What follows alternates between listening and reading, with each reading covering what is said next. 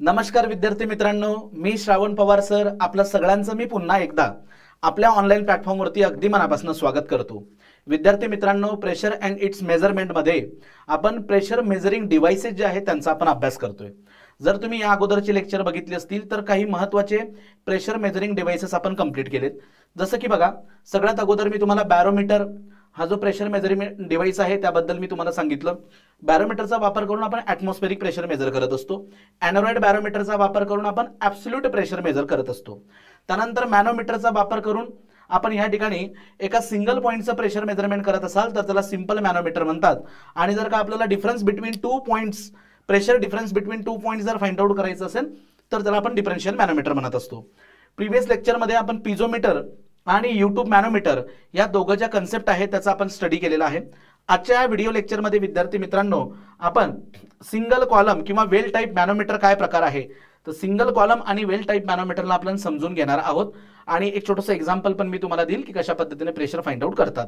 So आजच्या लेक्चरमध्ये आपण सिंगल कॉलम वेल टाइप मॅनोमीटर समजून घेणार। बघा, मी छोटे छोटे सेपरेट व्हिडिओ यासाठी बनवतोय कारण तुम्हाला प्रत्येक मॅनोमीटर त्याचं वर्किंग प्रिन्सिपल व्यवस्थितपणे समजावं, त्यासाठी मी सेपरेट पद्धतीने काय करतोय छोटे छोटे व्हिडिओ त्याचे बनवतोय। नेक्स्ट व्हिडिओ लेक्चरमध्ये मग आपण डिफरन्शियल मॅनोमीटरचे जे काही प्रकार आहेत, डिफरन्शियल यू टाइप मॅनोमीटर किंवा त्यामध्ये इन्व्हर्टेड यू ट्यूब मॅनोमीटर आहे आणि मायक्रोमीटर टाइप मॅनोमीटर पण असतो, तर ह्या तिघही प्रकार आपण पुढच्या लेक्चरमध्ये कव्हर करूया। ठीक आहे, तर चला आता मी सुरुवात करतो लेक्चरला। तर बघा, आपण मॅनोमीटर मध्ये जे सिंपल मॅनोमीटर आहे त्याला सुरुवात केली होती आणि सिंपल मॅनोमीटर मध्ये जो पहिला प्रकार आहे ज्याला आपण म्हणतो पिझोमीटर। ओके, पिझोमीटर। तो पिझोमीटर हा अगदी सिंपल फॉर्म ऑफ मॅनोमीटर आहे। याचा वापर करून आपण एका पॉइंटचं प्रेशर मेजर करणार, पण याचे काही ड्रॉबॅक आहेत। जसं की हाय प्रेशर मोजता येत नाही, व्हॅक्यूम प्रेशर मोजता येत नाही, गॅसचं प्रेशर मोजता येत नाही, एखादं लिक्विड की त्या लिक्विडची डेन्सिटी खूप कमी आहे, स्पेसिफिक ग्रॅव्हिटी युनिट वेट किंवा डेन्सिटी खूप कमी आहे तर त्याचंही प्रेशर आपल्याला मेजर करता येत नाही। मग त्याला ओव्हरकम कोणी केलं? यूट्यूब मॅनोमीटरने। सो यूट्यूब मॅनोमीटरचा वापर करून आपण गॅसचं प्रेशर मोजू शकतो, निगेटिव्ह व्हॅक्यूम किंवा सक्शन प्रेशर आपण ज्याला म्हणतो ते आपण मेजर करू शकतो, व्हेरी हाय प्रेशर सुद्धा आपण मेजर करू शकतो। मात्र यूट्यूब मॅनोमीटर मध्ये विद्यार्थी मित्रांनो आपण एक एक्स्ट्राचं लिक्विड यूज करतो नोन ॲज अ मॅनोमेट्रिक फ्लुइड, ज्याची डेन्सिटी किंवा स्पेसिफिक ग्रॅव्हिटी वर्किंग फ्लुइड पेक्षा जास्त असते आणि यामध्ये आपल्याला 2 रीडिंग घ्यावे लागतात असं आपण मागच्या लेक्चरमध्ये डिस्कस केलं। आता आपल्याला सिंगल कॉलम मॅनोमीटर जो आहे त्याला वेल टाइप मॅनोमीटर म्हणतात। काही वेळा या सिंगल कॉलम ला मायक्रो मॅनोमीटर असं पण म्हणतात, ऑफ सिंपल टाइप। एक मायक्रो मॅनोमीटर आहे डिफरन्शियल टाइपचा, हा सिंपल टाइपचा सिंगल कॉलम मॅनोमीटर। मग प्रश्न पडेल तुम्हाला की सर याचा वापर कधी करायचा? ज्या वेळेस खूप लो प्रेशर असेल, ॲटमॉस्फेरिक प्रेशरच्या अगदी जवळचं प्रेशर असेल तर त्या प्रेशरला आपण याचा वापर करून सिंगल कॉलम मॅनोमीटरचा वापर करून त्याला मेजर करू शकतो। कसं मेजर करतात ते तुम्हाला मी सांगतो, लक्ष द्या। हे बघा, सिंगल कॉलम मॅनोमीटर। तर सिंगल कॉलम मॅनोमीटरची एक डायग्राम मी या ठिकाणी घेतलेली आहे। आता होतं काय याच्यामध्ये तुम्हाला मी आधी सांगतो। तर नेहमीप्रमाणे या ठिकाणी एक प्रेशर बल्ब तुम्हाला बघायला मिळेल। ठीक आहे, हा आहे आपला प्रेशर बल्ब आणि या प्रेशर बल्ब मध्ये हा जो काही आहे हा जो आहे प्रेशर बल्ब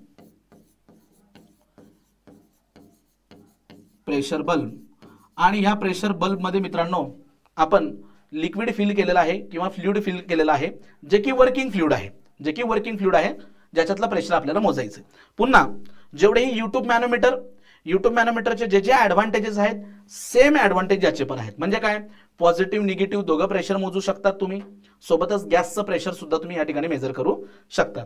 याच्यानंतर मित्रांनो हाय प्रेशर पण मेजर करता येतं, बट अगदी लो प्रेशर असेल किंवा प्रेशर जवळजवळ ॲटमॉस्फेरिक प्रेशरच्या जवळ असेल तर त्याचा वापर करून म्हणजे त्या प्रेशरला आपण मेजर करू शकतो बाय युजिंग सिंगल कॉलम मॅनोमीटर किंवा वेल टाइप मॅनोमीटर। तर हा प्रेशर बल्ब आहे आणि ह्या प्रेशर बल्ब मध्ये मी एक पॉइंट सिलेक्ट करतो, late us say this point is a point आणि ह्या पॉइंटचा आपल्याला प्रेशर मेजर करायचं आहे। तर काय होतं लक्षात घ्या, इथं ह्या पद्धतीने एक मोठा रिझर्वायर असतो। ठीक आहे, एक मोठा रिझर्वायर तुम्ही बघू शकता आणि देन नेहमीप्रमाणे एक जो लिंब आहे आपला त्यामध्ये मॅनोमेट्रिक फ्लुइड जे आहे ते भरलेलं असणार। So it is a manometric fluid. जे काही मॅनोमेट्रिक फ्लुइड तुम्ही सिलेक्ट करणार, अगेन त्या मॅनोमेट्रिक फ्लुइडची स्पेसिफिक ग्रॅव्हिटी म्हणजे डेन्सिटी युनिट वेट आपल्या वर्किंग फ्लुइड पेक्षा कशी पाहिजे? जास्त पाहिजे। आता होतं काय की ज्या वेळेस हा जो काही मॅनोमीटर आहे, हा आपला जो मॅनोमीटर आहे, ओके, वेल टाईप म्हणा किंवा सिंगल कॉलम मॅनोमीटर जो आहे तो इनिशियली ह्या प्रेशर बल्बला जर कनेक्टेड नसेल तर त्यामध्ये असणारी फ्लुइडची लेवल कशी असते ते आधी समजून घ्या. तर बघा सुरुवातीला इनिशियली मित्रांनो काय होतं की हा बघा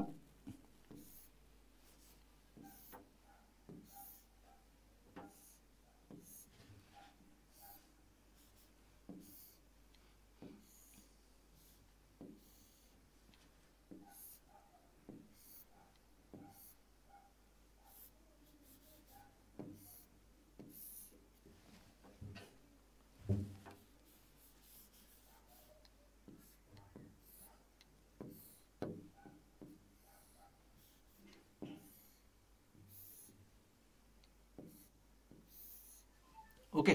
तर ही आहे आपली इनिशियल कंडिशन.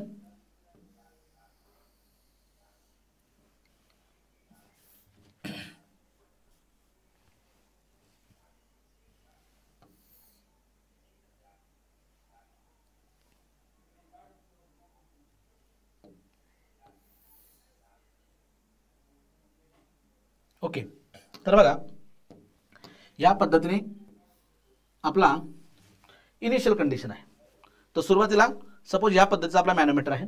या मॅनोमीटरमध्ये काय फील केलेलं असणार मी अगदी सुरुवातीला मित्रांनो, तर याच्यामध्ये मी मॅनोमॅट्रिक फ्लुइड जे आहे ओके असं फ्लुइड की ज्याची स्पेसिफिक ग्रॅव्हिटी आपल्या वर्किंग फ्लुइडपेक्षा जास्त आहे ते आपण याच्यामध्ये फील केलंय आणि फक्त आपण त्याला फील केलंय, बाकी त्यामध्ये दुसरं काहीच नाहीये. त्यामुळे त्याची लेवल अशी असणार. हे बघा सुरुवातीला हा मॅनोमॅट्रिक फ्लुइड जो आहे तो मी सेम लेवलपर्यंत असणार.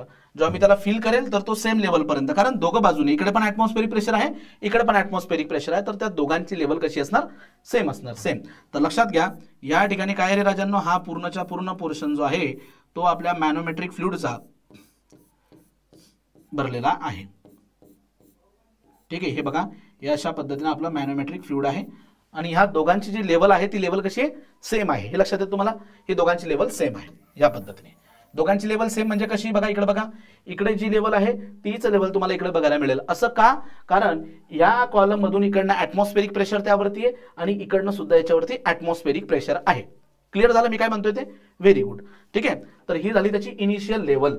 ही जी आहे या आपल्या मॅनोमॅट्रिक फ्लुइडची इनिशियल लेवल, ही झाली इनिशियल लेवल. याला मी इथं एक्स म्हणून मार्क करून घेतो आधी. ही झाली एक्स बरोबर. सो इट्स अ मॅनोमॅट्रिक फ्लुइड आणि हा जो काही मॅनोमॅट्रिक फ्लुइड आहे तर याची जी काही स्पेसिफिक ग्रॅव्हिटी असेल ती असेल G⁻m आणि युनिट वेट जो आहे मी त्याला असं डिनोट करतो. सो मॅनोमॅट्रिक फ्लुइड आहे आणि त्याचं युनिट वेट आपण γm ने किंवा γ2 ने, ठीक आहे, γm किंवा γ2 असा आपला हा फ्लुइड आहे. ठीक आहे. हे ज्याची स्पेसिफिक ग्रॅव्हिटी वर्किंग पेक्षा जास्त आहे. आता मी हा जो काही वेल टाईप मॅनोमीटर आहे हा मी काय करणार आपल्या प्रेशर बल्बला कनेक्ट करणार, जे तुम्ही इथं बघू शकता. आता कनेक्ट केला.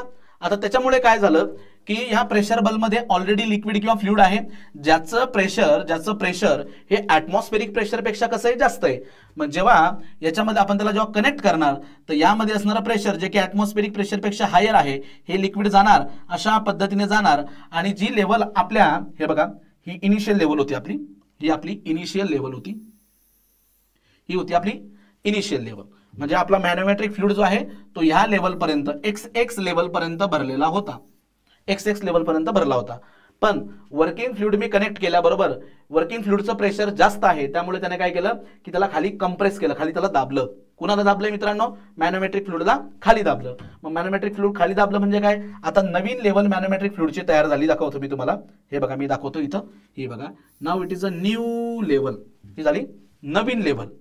कारण ज्यावेळेस तुम्ही प्रेशर बल्बला कनेक्ट केलंय ज्यामध्ये वर्किंग लिक्विड आहे, वर्किंग फ्लुइड आहे, ज्याचं प्रेशर जे आहे ॲटमॉस्फेरिक प्रेशरपेक्षा जास्त आहे, मग त्यामुळे त्या फ्लुइडने काय केलं की आपल्या मॅनोमॅट्रिक फ्लुइडला खाली कंप्रेस केलं, खाली त्याला दाबलं.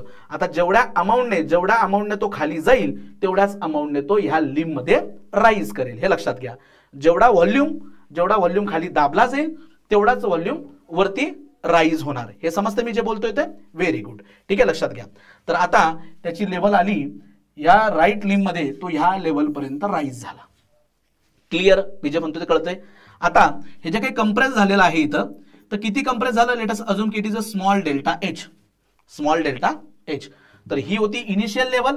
हे बघा इनिशियली ही लेवल होती, ही होती इनिशियल लेवल. आणि नाव आता तो ह्या लेवलला आलेला आहे, ह्या लेवलला आलाय बरोबर. आणि ह्या दोघांमधला डिफरन्स किती आहे, हा जो काही डिफरन्स आहे तो आहे डेल्टा एचचा, डेल्टा एचचा बरोबर. आता एक छोटंसं प्रिन्सिपल मी ह्या ठिकाणी यूज करतो, ते काय ते लक्षात घ्या. आता हा जो काही रिझर्वायर आहे तर आपण असं अझूम करू मित्रांनो की याचा जो काही एरिया आहे तो आहे capital A. So capital A is the area of the reservoir, मोठा एरिया आहे त्याचा. आणि ही जी ट्यूब आहे आपली, या ट्यूबचा जो काही एरिया आहे, area cross sectional area of this tube, तो मी या ठिकाणी अझूम करतो स्मॉल ए, स्मॉल ए. यासोबतच या ट्यूब मध्ये काय झालं मित्रांनो, ज्या वेळेस आपण त्याला कनेक्ट केलं वर्किंग फ्लुइडला, तर वर्किंग फ्लुइडचं प्रेशर जास्त असल्यामुळे त्याने मॅनोमेट्रिक फ्लुइडला खाली दाबलं. जेवढ्या व्हॉल्यूमने तो खाली दाबला गेला तेवढ्याच व्हॉल्यूमने तो वरती उचलला जाईल. तर सपोज त्याची जी काय हाईट आहे ती हाईट आहे सपोज ही बघा, ही त्याची हाईट मी मार्क करतो आणि ते किती हाईटने वरती गेला असं आपण अझूम करूया, एच हाईटने तो वरती गेला बरोबर. पण या एचला मी काय करतो, H2 असं नाव देतो किंवा एच मॅनोमेट्रिक असं नाव दिलं तरी चालेल, H2 बरोबर, H2. त्यासोबतच या पॉइंट पासून तर आपल्या लेवल पर्यंत म्हणजेच इनिशियल लेवल पर्यंतची जी काही उंची होती ही बघा, याला मी नाव देऊन टाकतो H1, H1 ठीक आहे. तर ह्या सगळ्या गोष्टी मी इथे क्लिअर केल्या. आता एक छोटंसं आणि बेसिक प्रिन्सिपल मी यूज करतो. बघा मित्रांनो, सुरुवातीला जेव्हा तो कनेक्टेड न होता तर ही लेवल होती आपल्या मॅनोमेट्रिक फ्लुइडची. जेव्हा मी त्याला प्रेशर बल्बला वर्किंग फ्लुइडला कनेक्ट केलं, ज्याचं प्रेशर जास्त आहे, तर त्याने त्याला खाली कंप्रेस केलं. तर झालं काय की या ठिकाणी व्हॉल्यूम कंप्रेस झाला. ठीक आहे, व्हॉल्यूम कंप्रेस झाला. किती व्हॉल्यूम कंप्रेस झाला सांगा बरं, किती व्हॉल्यूम कंप्रेस झाला. सो व्हॉल्यूम कंप्रेस एरिया, हे बघा area, capital A is the area, कारण याचा एरिया आहे कॅपिटल ए, मल्टिप्लाय बाय त्याची height delta H, delta H एवढा व्हॉल्यूम कंप्रेस झाला. आणि तेवढ्याच व्हॉल्यूमचं, जेवढा व्हॉल्यूम इथं कंप्रेस झाला, जेवढा फ्लुइड खाली दाबला गेला, तेवढाच फ्लुइड जो आहे तो इकडे वरती उचलला जाणार. पण तिकडच्या बाजूला जो एरिया आहे तो आहे एरिया ए आणि हाईट आहे H2, हाईट आहे H2. आय होप तुम्हाला क्लिअर झालं असणार. जेवढं पाणी खाली दाबलं जाणार अहो तेवढंच पाणी वरती उचललं जाणार. So volume of the water किंवा volume of the fluid compress, volume of the fluid rise, दोघे इक्वल असणार. पण इकडचा व्हॉल्यूम कसा आहे, याचा एरिया किती आहे, याचा एरिया ऑफ क्रॉस सेक्शन आहे कॅपिटल ए आणि याचा एरिया ऑफ क्रॉस सेक्शन आहे स्मॉल ए, स्मॉल ए. ठीक आहे. So area of cross section multiply by delta H ने खाली दाबला गेलाय आणि small area multiply by H2 एवढा हाईटने तो राईज झालाय. आय होप तुम्हाला इथपर्यंत गोष्टी क्लिअर झाल्या असतील. ही इनिशियल लेवल होती, आता तो राईज झालाय. मग यावरनं आपण काय करूया की किती खाली कंप्रेस झालाय तो डेल्टा एच जो आहे तो आपण काढून घेऊ. So H2 divided by capital ए. आणि तुमच्या लक्षात आणखी एक गोष्ट आणून देतो मी इथं, हा जो काही कॅपिटल ए आहे, हा कॅपिटल ए हा आपल्या स्मॉल एच्या तुलनेने, आपल्या स्मॉल एच्या तुलनेने खूप खूप जास्त आहे. So area of the reservoir, म्हणून त्याला वेल म्हटलंय, area of the reservoir is very large as compare to the area of the limb किंवा area of the right limb, area of the right tube. ठीक आहे, हा खूप लांब आहे म्हणून, म्हणजे खूप लार्ज आहे, त्यामुळे ही व्हॅल्यू खूप लार्ज आहे. तर बऱ्याचदा आपण काय करतो की ह्या डेल्टा एच व्हॅल्यूला निग्लेक्ट सुद्धा करतो, त्याला आपण निग्लेक्ट सुद्धा करतो. पण मी हे काढून ठेवलंय. चलो आता आपल्याला इक्वेशन तयार करायचं, ज्याला आपण मॅनोमेट्रिक इक्वेशन म्हणतो. मॅनोमेट्रिक इक्वेशन म्हणतो ते इक्वेशन लिहिता जर तुम्हाला येत असेल तर लगेच तुम्ही प्रेशर कॅल्क्युलेट करू शकता. चला आता मी इक्वेशन लिहितो, व्यवस्थितपणे लक्षात घ्या. आणि इक्वेशन काय असतं बघा. So pressure in the left limb is equal to the pressure in the right limb. But त्यासाठी एक रेफरन्स लाईन लागत असते. आणि रेफरन्स लाईन कोणती कन्सिडर करायची सांगितली मी तुम्हाला, always consider the lower level of the manometric fluid. So हा जो काही मॅनोमेट्रिक फ्लुइड आहे आपला, त्याची लोअर लेवल, आता बघा एक असा गेलाय आणि एक वरती गेलाय बरोबर, वरती it is a higher level blue colour मध्ये, आणि ह्या ब्ल्यू कलरची ही जी लेवल आहे known as a lower level. So lower level पर्यंत आपण ह्या ठिकाणी काय करणार, इक्वेशन यूज करणार. सो हा झाला आपला रेफरन्स, हा काय झाला आपली रेफरन्स लाईन. रेफरन्स ही आहे लाईन. सो रेफरन्स लाईनच्या वरती आपण इक्वेशन लिहिणार. खाली का लिहित नाही आपण, कारण ज्या अमाऊंटने प्रेशर इथून इथपर्यंत वाढणार ते सेम राहणार आणि वरती जाताना तेवढं कमी होऊन जातं. सो खाली रेफरन्स लाईनच्या खाली प्रेशर एकमेकाला कॅन्सल आउट करून घेतात, हे आपण मागे पण शिकलो. सो नेहमी लक्षात ठेवा, रेफरन्स लाईन तुम्हाला मार्क करता आली पाहिजे. जेव्हाही मॅनोमीटर तुम्ही वर्किंग फ्लुइडला कनेक्ट करणार, मॅनोमेट्रिक फ्लुइडमध्ये फ्लक्च्युएशन बघायला मिळेल. एक बाजू खाली दाबली जाईल, एक बाजू वरती उचलली जाईल, किंवा कधी कधी ही बाजू वरती उचलली जाते, ही बाजू खाली होऊन जाते बरोबर. सो लेवल डिफरन्स तयार होतो आणि नेहमी रेफरन्स लाईन कोणाला कन्सिडर करायचं, लोअर लेवलला. ठीक आहे. सो ही लोअर लेवल आहे, त्याला मी रेफरन्स लाईन कन्सिडर केली. आणि नाव आता मॅनोमॅट्रिक इक्वेशन लिहितो मी, बघा तुम्हाला लक्षात येतं का. सो मॅनोमॅट्रिक इक्वेशन, मॅनोमॅट्रिक इक्वेशन बोलो.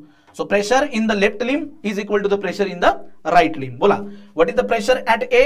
So pressure at A PA, pressure at A PA plus कारण खाली येतोय मी. आता बघा मी कुठून कुठपर्यंत येतोय.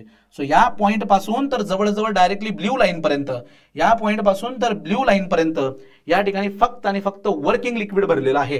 हे कम्प्लिटली वर्किंग लिक्विड आहे. आपण असं अजूम करूया, या वर्किंग लिक्विडची काही डेन्सिटी आहे किंवा युनिट वेट आहे, त्याला मी इथे कन्सिडर करतो gamma 1. So gamma 1 is the unit weight of the working liquid.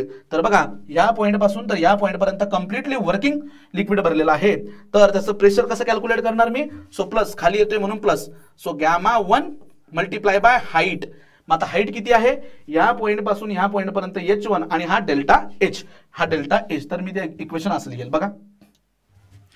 So h1 plus delta H, समजलं तुम्हाला, which is equal to pressure in the right limb. आता राईट लिम्ब मध्ये रेफरन्स लाईनच्या pressure बघा किती प्रेशर येणार, H2 plus delta H.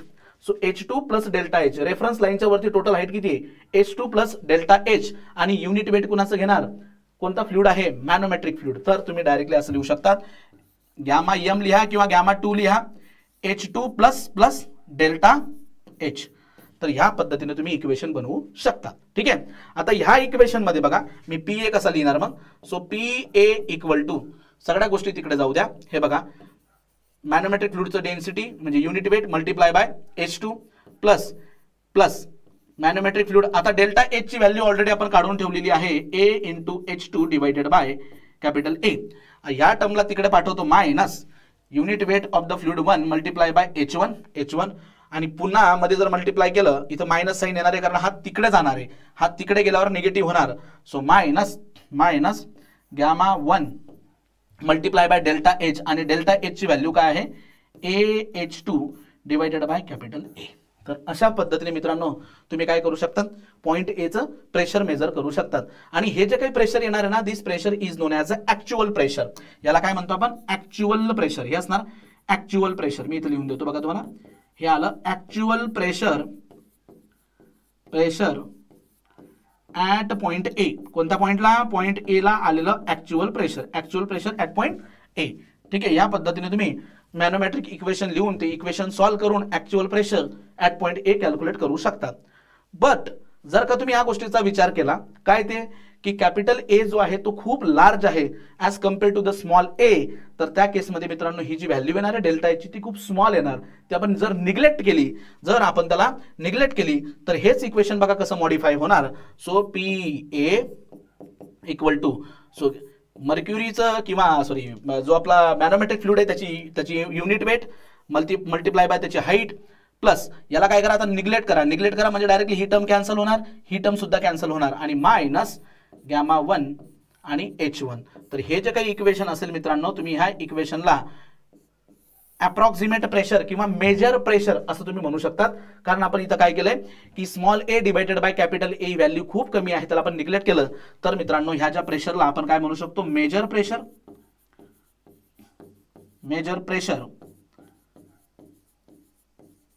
किंवा approximate pressure at point A. ठीक आहे. सो हे झालं ऍक्च्युअल प्रेशर आणि हा आहे मेजर प्रेशर. बऱ्याचदा आपल्याला एरर विचारली जाते, what is the error. So error काय असतं की जे काय ऍक्च्युअल प्रेशर आहे, actual pressure minus of measure pressure, यालाच आपण काय म्हणत असतो, एरर म्हणत असतो. त्याला आपण काय म्हणतो, एरर म्हणत असतो. जर कधी आपल्याला एरर विचारलीस तर तुम्ही ह्या इक्वेशनचा वापर करून, हे जे इक्वेशन आहे, एकच मिनिट मी याला थोडंसं स्मॉल करून घेतो. या इक्वेशनचा वापर करून तुम्ही काय करू शकता राजांनो, ऍक्च्युअल प्रेशर मेजर करू शकतात. ओके. याचा वापर करून तुम्ही ऍक्च्युअल मध्ये प्रेशर मेजर करू शकता. ऍक्च्युअल प्रेशर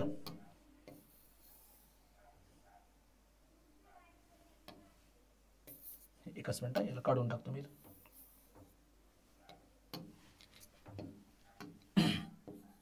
हे बघा, तर हे आहे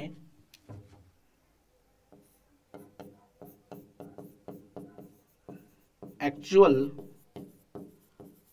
प्रेशर ॲट पॉइंट ए आणि हे आहे मेजर प्रेशर किंवा अप्रॉक्सिमेट प्रेशर. ओके, आणि या दोघांमधला जो डिफरन्स असतो त्या डिफरन्सला काय म्हणतात, एरर. जर कधी तुम्हाला विचारलं what is the error, so error is equal to actual pressure minus of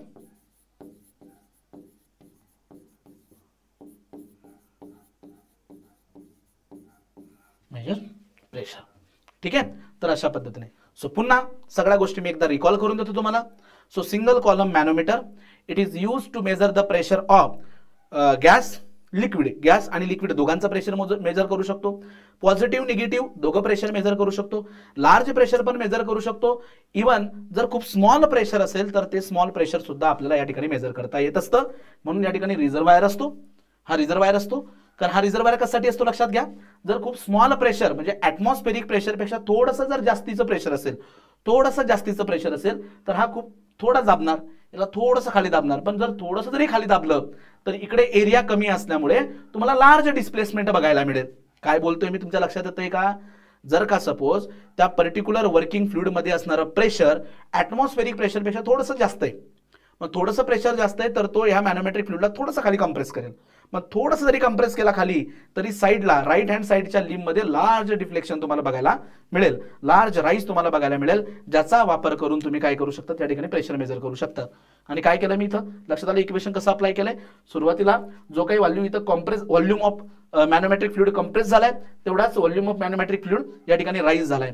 त्यावरनं delta H म्हणजे किती कम्प्रेस झालाय तो मी काढून घेतलं आणि सिम्पली मॅनोमेट्रिक फ्लुइडचं मॅनोमेट्रिक इक्वेशन मी या ठिकाणी लिहून घेतलेलं आहे. आणि ह्या इक्वेशनला तुम्ही सॉल्व्ह करा, तुम्हाला प्रेशर ॲट पॉइंट इझिली भेटून जाणार. तर अशा पद्धतीने हा आहे सिंगल कॉलम मॅनोमीटर. आय होप तुम्हाला समजला असणार. पण जर इन केस हे प्रेशर खूप कमी आहे तर त्या केसमध्ये ही जी हाईट आहे ती हाईट आपल्याला मेजर करता येणार नाही.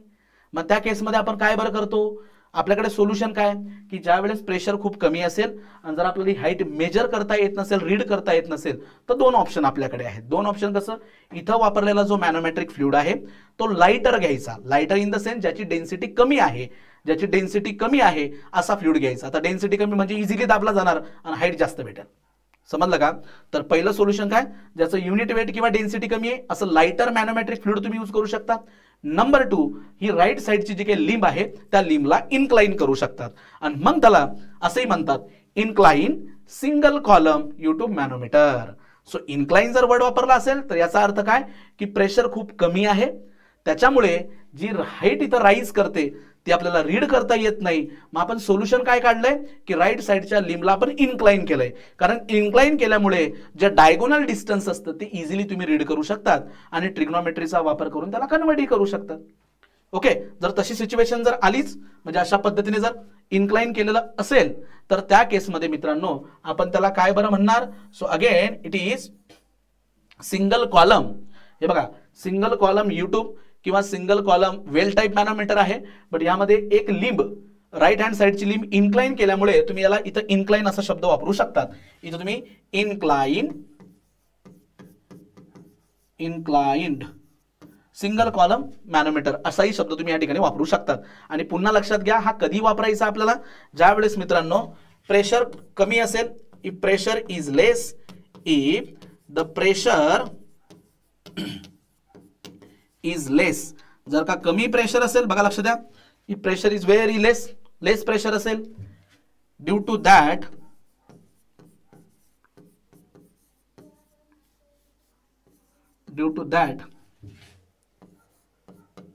rise in right limb not readable. Okay, ते आपण रीड नाही करू शकत. ओके, किंवा काउंटेबल.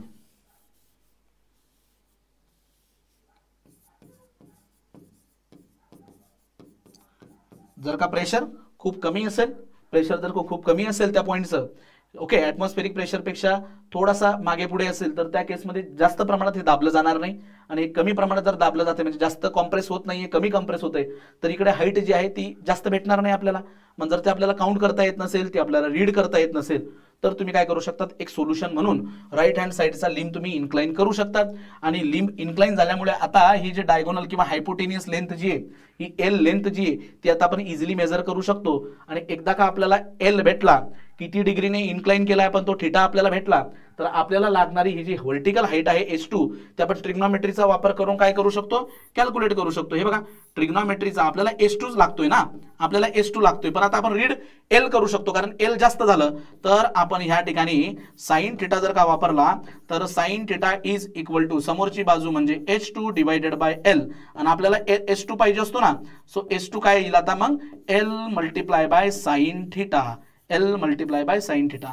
तर आपल्याला कॅल्क्युलेशन मध्ये H2 लागतो, कॅल्क्युलेशन मध्ये आपल्याला H2 लागतो, पण तो H2 ही व्हर्टिकल हाईट आपल्याला रीड करता येत नाहीये, काउंट करता येत नाही, तर त्या केसमध्ये आपण त्याला इन्क्लाइन केलं. इन्क्लाइन केल्यामुळे जास्त लेंथ आपल्याला तिथं बघायला मिळेल. मग एकदा का हा एल भेटला, हा थिटा माहिती असेल आपल्याला, तर L multiply by sine theta यालाच आपण काय म्हणणार मित्रांनो, H2. आता आपण हा रीड करू शकतो. तर अशा प्रकारे जर का मॅनोमीटर असेल तर त्याला आपण इन्क्लाइन सिंगल कॉलम मॅनोमीटर असं आपण म्हणत असतो. ठीक आहे, हे लक्षात घ्या.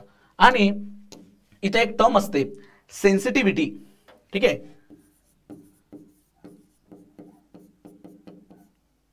Sensitivity of मॅनोमीटर. मॅनोमीटर म्हणजे तो किती सेन्सिटिव्ह आहे, किती फ्लक्च्युएशन तो राईट लिंब मध्ये दाखवतोय, ती सेन्सिटिव्हिटी जी आहे ती 1/sin थिटा, 1/sin थिटाने कॅल्क्युलेट करतात. पुढे आणखी मी सेपरेटली त्यावर डिस्कशन करेलच, पण आता लक्षात राहू द्या. आता बघा, जसा जसा मित्रांनो तुम्ही हा अँगल वाढवणार, हा अँगल जसा जसा तुम्ही वाढवणार, लक्षात घ्या, हा अँगल जसं जसं तुम्ही वाढवणार तर थिटाची व्हॅल्यू वाढत जाणार. आणि जर का थिटाची व्हॅल्यू वाढली, बघा थिटा जर का वाढत गेला आपला, तर साइन थिटा सुद्धा वाढणार. थिटा वाढतोय म्हणजे याचा अर्थ काय की साइन थिटा वाढणार. आणि साइन थिटाची व्हॅल्यू बघा ना, theta equal to 0, sine 0 0, theta 30 घ्या, साइन 30 1/2, थिटा 90 घ्या, साइन 90 1. तर जेव्हा थिटा अँगल वाढतो तर साइन थिटाची व्हॅल्यू सुद्धा काय करते, वाढत जाते. आणि जर साइन थिटा वाढला, साइन थिटा जर का वाढत असेल तर याचा अर्थ त्याची सेन्सिटिव्हिटी काय होते, कमी कमी कमी कमी होत जाते. लक्षात घ्या, म्हणजे थिटा अँगल जर वाढत गेला, थिटा अँगल जर वाढत गेला तर या ठिकाणी साइन थिटाची व्हॅल्यू वाढते, आणि साइन थिटाची व्हॅल्यू वाढली तर त्याची सेन्सिटिव्हिटी कमी होते. म्हणजेच काय, त्यामध्ये होणारा जो काही राईज आहे, त्यामध्ये होणारा जो काही फ्लक्च्युएशन आहे मॅनोमेट्रिक फ्लुइडचं, ते कमी होतं. म्हणजे जर इन्क्लाइन असला तर याचा अर्थ काय, theta is less, theta is less तर sine theta is less, sine theta is less तर सेन्सिटिव्हिटी इज मोर.